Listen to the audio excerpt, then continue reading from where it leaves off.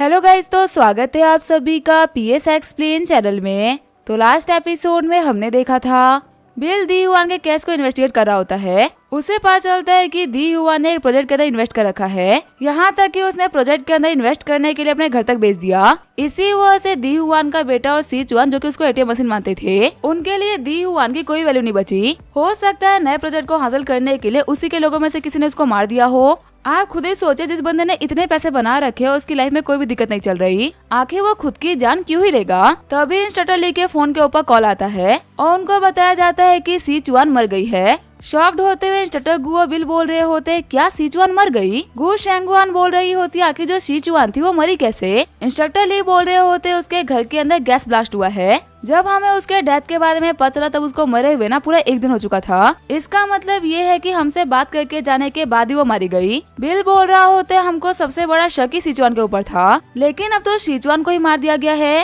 हो ना हो दी हुआन की कंपनी के अंदर ही ना कुछ गड़बड़ चल रहा है और अब वहीं पे जाके पता चला क्या गड़बड़ है। गु शेंगुआन बोल रही होती है, ठीक है मैं भी साथ चलती हूँ, हो सकता है कि वहाँ पे कुछ दिक्कत आ जाए। फिर जैसे वो लोग कंपनी आते रिसेप्शनिस्ट से पूछ रही होती है, आखिर आप लोगों को क्या काम है? गु शेंगुआन बोल रही होती है, हमें दी हुआन के पार्टनर झेंगाओ से मिला है, आखिर वो कहाँ पे है? तभी रिसेप्शनिस्ट बोल रही होती है, अच्छा आपको हमारे बॉस से मिलना है, लेकिन अभी तो यहाँ पे है ही नहीं, वो परसों ही ट्रिप पे गए हैं आइसलैंड पे और जहाँ तक मुझे पता है वो अगले कुछ दिनों के लिए ना वापस नहीं आने वाले। शॉक्ड होते हुए शेंगुआन बोल रही होती है, क्या वो यहाँ पे नहीं है? आगे जो शेंगुआन और बिल होते वो इंस्ट्रक्टर ली के पास में आ जाते हैं। बिल बोल रहा होता, अभी हम लोग कंपनी गए थे झेंगाओ से मिलने के लिए, वहाँ पे जाके हम लोग को पता चला कि दी हुआन के मरने से एक दिन पहले वो ट्रिप पे गया हुआ है। और हाँ, ये बात ना बिल्कुल सच है। जब हम लोगों ने टिकट वगैरह देखी तो सच में टिकट हो रखी थी। उसने जोंगा एयरपोर्ट पे चेक इन भी किया है और पास ही के आइसलैंड पे चेकआउट भी। आइसलैंड से यहाँ की दूरी इतनी तो है कि वो एक दिन के अंदर ना दी हुआन को मारने के लिए तो नहीं आ सकता। इसका मतलब ये श्योर होता है कि उसने अपने हाथों से दी हुआन को नहीं मारा। इंस्ट्रक्टर ली बोल रहे होते, लेकिन दी हुआन के मरने से एक दिन पहले यहाँ चले जाना, ये अपने आप में ही ना बहुत ही सस्पिशियस है। तुम लोग कैसे भी जाके उस कमीने झेंगाओ को वापस लेके आओ, मैं गारंटी कर सकता हूँ कि उसके हाथ लगने पे हम लोगों को काफी कुछ मिल सकता है। अभी के अभी तुम दोनों आइसलैंड के लिए निकलो।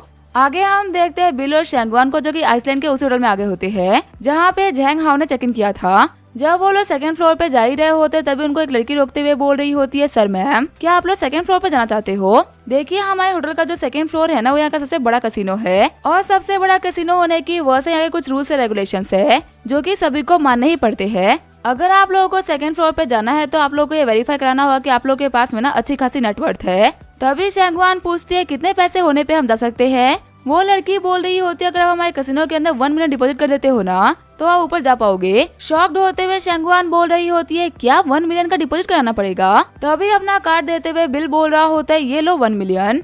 साथ ही वो एक्टिंग करते हुए बोल रहा होता है, इतने पैसे जोड़ने में ना मेरे को बहुत ही टाइम लगा था, लेकिन अब ये सारे पैसे एक ही बार में खर्च हो रहे हैं। वैसे इसका पासवर्ड है 6 टाइम्स 0। फिर जब वो कार्ड को स्वाइप करती है तो उसको पता चलता है कि इस कार्ड के अंदर 150 बिलियन डॉलर्स पड़े होते हैं। ये अमाउंट जाने के बाद में वो लड़की भी काफी ज्यादा शॉक हो जाती है। बिल बोल रहा होता है, क्या हम लोग एलिजिबल है ऊपर जाने के? वो लड़की बोल रही होती है, सर आप तो हमारे वीआईपी कोटा के काबिल हो। शेंगुआन बोल रही होती है, तुम्हारे पास में 1 मिलियन डॉलर्स थे, बॉडीगार्ड की नौकरी करने पे 10 साल में भी ये पैसा कमाना बहुत ही मुश्किल है, लगता है कि तुमने अपने लिए बहुत ही अमीर लड़की को फंसा रखा है। बिल बोल रहा होता है, तुम्हें जो भी मानना है मान लो, अगर मैं तुम्हें बोलूंगा कि मैं मुंबई इंडियंस ग्रुप का ओनर होता तो तुम ये बात मानोगी नहीं। हाँ, लेकिन अगर मैं ये बोलूँ कि मैं किसी बहुत ही बड़े क्रिमिनल गैंग का बॉस हूँ तो तुम ये मान जाओगी। शेंगुआन बोल रही होती है, देखो मेरी कोई गलती नहीं है, सारे के सारे तुम्हारे ही कांड है, तुम्हें देख के लगता ही नहीं है कि तुम अच्छे काम कर सकते हो। वहीं ऊपर हम देखते हैं झेंगाओ को, जिसने कि कैसीनो में बहुत ही मोटा अमाउंट जीता होता है। खुश होते हुए झेंगाओ बोल रहा होता है, आज तो ये माला माल हो गया। तभी उसे कंधे के ऊपर हाथ रखते हुए बिल बोल रहा होता है, कैसे हो झेंगाओ?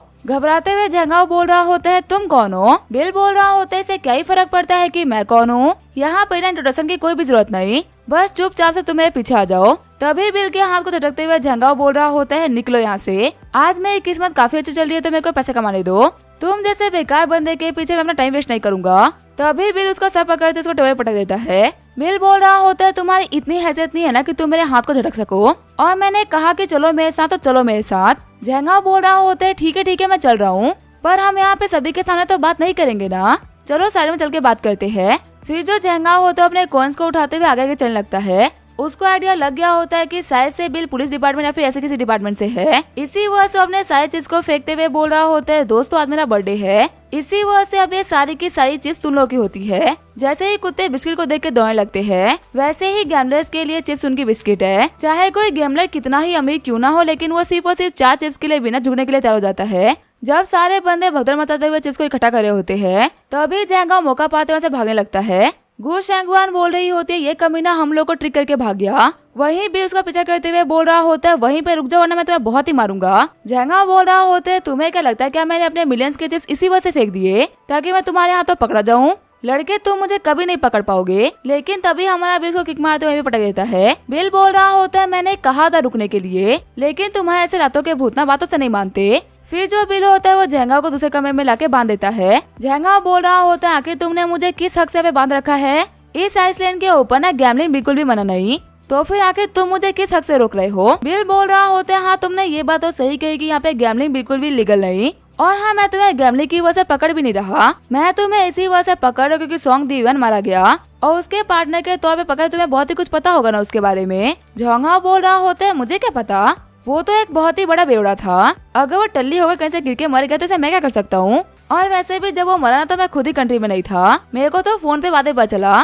बिल बोल रहा होता है, तुम्हें बाद में पता चला? वैसे तुम्हें ये तो पता होगा ना कि D1 ने सारे पैसे एक नए प्रोजेक्ट में लगा दिए थे, और जब हम लोगों ने चेक किया कि आखिर वो प्रोजेक्ट किसके नाम पे है, तो उस प्रोजेक्ट के अंदर ना D1 या फिर उसकी फैमिली में से किसी का भी नाम नहीं था। आखिर वो किस खुशी में अपने पार्टनर के नाम पे अपने सारे के सारे शेयर कर देगा? मेरे को बताओ कि आखिर तुमने उसको क्यों मारा? क्या तुम्हें डर था कि तुमने उसको लूट लिया है, ये चीज वो पूरी की पूरी दुनिया के सामने लेके आ जाएगा? झेंगा बोल रहा होता है, हाँ लूटा है मैंने उसे, वो बहुत ही बड़ा बेवकूफ था, मेरे ऊपर ना आग बन के भरोसा करता था, लेकिन उसने खुद ने पेपर के ऊपर साइन करा और बेवकूफों की तरह इस प्रोजेक्ट के अंदर इन्वेस्ट कर दिया। कहीं से भी लॉ मुझे इस चीज के लिए तो पनिश नहीं करेगा। अगर तुम्हारे पास में पैसे है तो अपने पैसे का ख्याल रखना बिना तुम्हें ही सीखना चाहिए। अगर तुम लोगों के ऊपर भरोसा करोगे तो फिर लोग तो तुम्हें लूटेंगे ही ना। बिल बोल रहा होता है, चलो ठीक है, मेरे को तुमसे जो भी कुछ सुना था ना मैंने सुन लिया, आगे की बात हम लोग बाद में करेंगे। वहीं सीन चेंज होता है, हम देखते हैं वांग जिया को, जो कि सी जुआन की सिस्टर है। वांग जिया बोल रही होती है, मेरे को समझ में नहीं आ रहा कि आखिर आप लोग मेरे को यहाँ पे क्यों लेके आए हो, बस क्योंकि मैं सी जुआन की बहन हूँ इसी वजह से आप लोगों ने मुझे पकड़ लिया।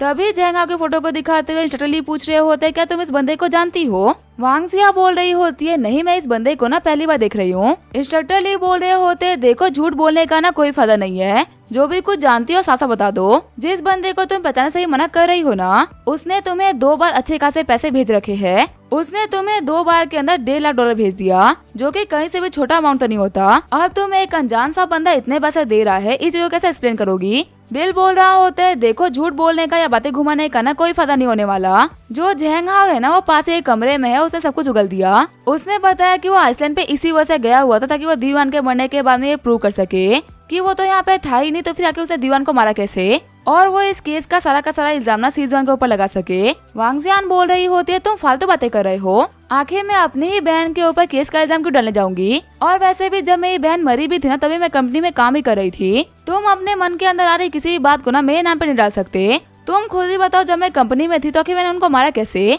और मेरे पास में अपने आप को क्लोन करने की तो एबिलिटी है नहीं ना। बिल बोल रहा होता है, हाँ बिल्कुल तुम अपने क्लोन्स को यूज नहीं कर सकती, लेकिन लोगों को मारने में ना तुम बड़ी ही चालाक हो। तुम और तुम्हारी बहन साथ में रहा करते थे और तुम्हारे पास में पक्का से घर की चाबी तो होगी ही। तुमने जानबूझ के ऑफिस जाने से पहले गैस पाइप के अंदर छोटा सा छेद कर दिया और फिर एक टेप का यूज करते हुए उस छेद को छुपा भी दिया। फिर तुमने एक रोटेटिंग वायर का यूज किया आग लगाने के लिए। जैसे ही तुम्हारी बहन खाना बनाने के लिए किचन में गई और उसने गैस को ऑन करने के लिए आग लगाया, वैसे ही वहाँ पे एक बहुत ही बड़ा ब्लास्ट हुआ, जिसकी वजह से सी चुआन वहीं पे मारी गई। यहाँ पे देखकर पूरी तरीके से तो ये लग रहा है कि सी चुआन ने खुद को मारा है, और अगर हम सही तरीके से इसको फ्रेम करने जाए ना तो ये होगा कि दी1 को मारने के बाद में सी चुआन काफी ज्यादा डर गई थी, इसी वजह से उसने खुद को मार डाला। इस तरीके से तुम लोग जिन लोगों ने रियलिटी में दी1 को मारा है, तुम लोग कम्प्लीटली बच जाओगे। इंस्ट्रक्टर ली बोल रहे होते, देखो वान जियान कन्फेस कर दो, तुम अभी काफी ज्यादा यंग हो, अगर तुम कन्फेस कर देती हो ना तो तुम्हें 4-5 सालों में छोड़ दिया जाएगा। तुम अपने फ्यूचर के बारे में सोचो, अगर तुम्हें कन्फेस नहीं करती हो ना तो ये केस बहुत ही लंबा चलेगा और तुम्हारी पूरी की पूरी लाइफ इसमें डिस्ट्रॉय हो जाएगी। रोते हुए वान जियान बोल रही होती है, तुमने जिस तरीके से बताया ना मैंने उस तरीके से अपनी बहन को मारा है, और ये सब कुछ अरेंज करवाने में झेंगा ने मेरी बहुत ही हेल्प करी। सच कहूँ तो मैं और झेंगा हम दोनों साथी है जिन लोगों ने साथ में मिलकर ये काम करा। बिल बोल रहा होता है, अगर तुमने अपनी बहन को मारा है इसका मतलब दियोन को भी मारने वाली तुम ही हो ना। उसका भी रीजन बता दो कि आखिर तुमने उसको क्यों मारा। वान जियान बोल रही होती है वो दी युआन एक बहुत ही बड़ा कमीना था। भले ही वो दुनिया के सामने मेरी बहन को अपनी कंकूबाइन मानता था, लेकिन असल में उसने हम दोनों ही बहनों को अपनी कंकूबाइन बना रखा था। हमारे घर पे आके वो हम दोनों के साथ में वो सब कुछ करता जो कि उसका मन करता। सच कहूँ तो मुझे उस बंदे से ना बहुत ही नफरत थी, पर उस कमीने के पास में बहुत सारा पैसा था, इसी वजह से हम उसके जाल में ट्रैप हो गए थे। सिस्टर को पैसे मिलते तो अपनी नशे में धुत रहती थी, इसी वजह से उनको ना किसी भी चीज से फर्क नहीं पड़ता था और उनकी और दी युआन के बीच में मैं पिस रही थी। मैंने जब इस चीज के बारे में दी युआन की फैमिली को जाके बताया तो उन लोगों ने भी ना कोई एक्शन नहीं लिया। वो लोग भी ना दी युआन के साथ में सिर्फ और सिर्फ पैसे की वजह से ही थे। जब मेरे को कोई भी ऑप्शन नहीं दिखा तो मेरे को खुद एक्शन लेना पड़ गया। मैंने दी युआन को धोखे से माउंटेन में बुलाया। कैमरे के ब्लाइंड स्पॉट पर जाके मैंने उस कमीने को ड्रिंक पिलाई। मेरे को पता था कि सिस्टर के पास में रेगुलरली नशे वाली दवाई हुआ करती थी, इसी वजह से मैंने उस दवाई को ना ड्रिंक में मिला दिया। जैसे ही उस कमीने दी युआन ने ड्रिंक को पिया ना उसको चक्कर आने लग गए। फिर मैंने उसको अपनी बॉडी शो करी ताकि वो एक्साइटेड हो, और जैसे ही वो थोड़ा सा एक्साइटेड हुआ उसने अपने दिमाग के ऊपर से कंट्रोल खो दिया। वो डायरेक्ट चलते हुए जाके क्लिफ से नीचे गिर गया। इससे जेंगा को उसका पैसा मिल गया और मुझे मेरा बदला सिर्फ और सिर्फ दी युआन से ही नहीं था, बाकी लोगों से भी था। मैं अपनी सिस्टर को मारना तो नहीं चाहती थी, लेकिन मैं उनसे बहुत ही नफरत करती थी क्योंकि मैं इन सब में ना उन्हीं की वजह से फंसी। और दी युआन की फैमिली जो कि उसके साथ में सिर्फ और सिर्फ पैसे की वजह से थी, उन लोगों ने भी मेरी कोई भी हेल्प नहीं करी। इसी वजह से मैंने जानबूझ के झंगाओ के साथ में मिलकर उसके पैसे को उससे दूर करवाया। अब दी युआन भी मारा गया, उसकी फैमिली के पास में पैसे भी नहीं। उसकी पूरी फैमिली को डिस्ट्रॉय करने के बाद में मेरे को जेल भी जाना पड़े ना तो भी कोई बात नहीं। बिल बोल रहा होता है इंस्पेक्टर या पुलिस को कॉल कर सकते हो, अब हमारा केस सॉल्व हो चुका है। तभी बिल के सामने सिस्टम की नोटिफिकेशन पॉपअप होती है। सिस्टम बोल रहा होता है आपका जो 40% टास्क था वो कंप्लीट हो चुका है। बिल बोल रहा होता है लगता है जल्दी ये टास्क खत्म हो जाएगा। आगे हमें अगले दिन का सीन दिखाया जाता है। ट्रैफिक लाइट की वजह से बिल अपने कार को लेकर साइड में खड़ा होता है। तभी उसके पास वाला बंदा बोल रहा होता है बता क्या तुमने कभी मॉडिफाइड कार चलाई है क्या। बिल को वो काफी अजीब लगता है, इसी वजह से बिल उसको बोलता है नहीं मैंने कभी नहीं चलाई। तभी जाते हुए बंदा बोल रहा होता है तुम ऐसा गरीब इंसान चला भी नहीं सकता। जब बिल उस बंदे का पीछा कर रहा होता है तभी उसके पास में एक पिंक कलर की कार आती है। वो लड़की बोल रही होती है बता क्या आपने कभी भी ऐसी कार चलाई इसका ब्रेक फेल हो। चिढ़ते हुए बिल बोल रहा होता है फालतू बातें करना बंद करो, क्या मैं तुम लोगों को इतना खाली दिख रहा हूँ कि तुम मुझसे फालतू क्वेश्चन कर रहे हो। तभी वो लड़की बोल रही होती है प्लीज अगर आपको पता हो ना तो बता दीजिए कि आखिर एक ब्रेक फेल कार को कैसे चलाते हैं। बिल वहाँ पे बिल्कुल चमक गया होता है कि आखिर ये क्या हो रहा है।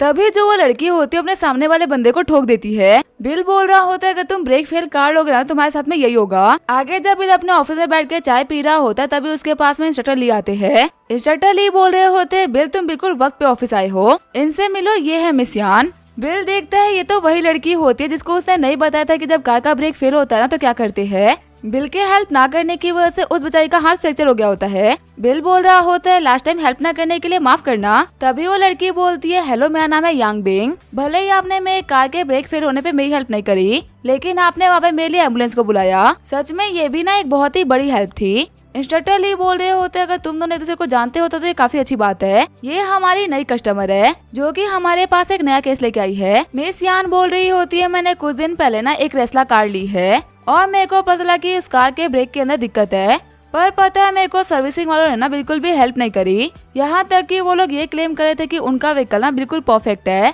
उन लोगों ने जो मेरे को गाड़ी की टेस्ट रिपोर्ट दी थी ना मेरे को लगता है कि उसमें कुछ ना कुछ तो दिक्कत है और मेरे को रीटेस्ट करवाना है। मैं सोच रही हूँ कि मैं जाके उन लोगों से फेस टू फेस बातें करूँ, पर सच कहूँ तो मुझे वहाँ पे अकेले जाने में बहुत ही डर लग रहा था, इसी वजह से मेरे को एक बॉडीगार्ड चाहिए था। आगे हम देखते वो लोग शोरूम आ गए होते हैं। रिपोर्ट को फेंकते हुए बिल बोल रहा होता है हमने जब आपके पास में कार चेक करवाई थी तो आपने बोला था कि कार बिल्कुल परफेक्ट है, लेकिन जब हम लोगों ने थर्ड पार्टी से चेक कराया तो हमें पता चला कि जो कार के ब्रेक्स थे ना वो फेल थे, साथ ही इसके अंदर और भी बहुत सारी दिक्कतें हैं। मिस यांग बोल रही होती है पहली रिपोर्ट के अंदर तुम लोगों ने बोला कि कोई दिक्कत ही नहीं है। मैंने जब कहा कि गाड़ी का क्लच सही से काम नहीं कर रहा है, इसकी स्टीयरिंग सही से काम नहीं कर रही, तब तुम लोगों ने मुझसे बोला था कि मैं एक लड़की हूँ, इसी वजह से मुझे गाड़ी के बारे में कुछ भी नहीं पता और मेरे को सही से ड्राइव करना भी नहीं आता। लेकिन सेकंड रिपोर्ट से पता चला कि दिक्कत ना तुम लोगों में थी। उम्मीद करती हूँ कि तुम लोग मेरे को एक सजा दोगे, इस बार किसी भी फालतू के एक्सप्लेनेशन से ना काम नहीं चलने वाला। तभी शोरूम का मैनेजर बोल रहा होता है हो सकता है कि इंस्पेक्शन में कोई ना कोई दिक्कत रह गई हो या फिर किसी मैकेनिक ने सही तरीके से ध्यान न दिया हो,